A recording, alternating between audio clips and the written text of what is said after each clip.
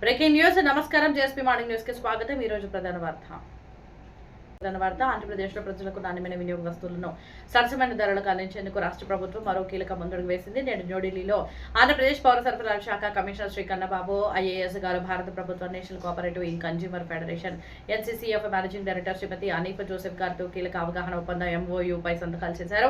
ఈ ఒప్పందం ద్వారా రాష్ట్ర వ్యాప్తంగా 1000 మీ మార్ట్ కేంద్రాలను ఏర్పాటు చేయనున్నారు. మొదటి దశలో పల్నాడు, గుంటూరు, ఎన్టీఆర్, కృష్ణా జిల్లాల్లో ఈ కార్యక్రమాన్ని ప్రారంభించనున్నారు. ఇప్పటికే ఉన్న రేషన్ దుకాణాల ద్వారా ప్రజలకు సుమారు 70 రకాల నాణ్యత ప్రమాణాలు కలిగిన వినియోగ వస్తువులు పోటీ ధరలకు అందుబాటులోకి తీసుకురానున్నారు. ఈ కార్యక్రమం ద్వారా నిత్యావసర వస్తువులు ప్రజలకు మరింత సులభంగా, నాణ్యతతో తక్కువ ధరలకు అందించే అవకాశం ఉంది.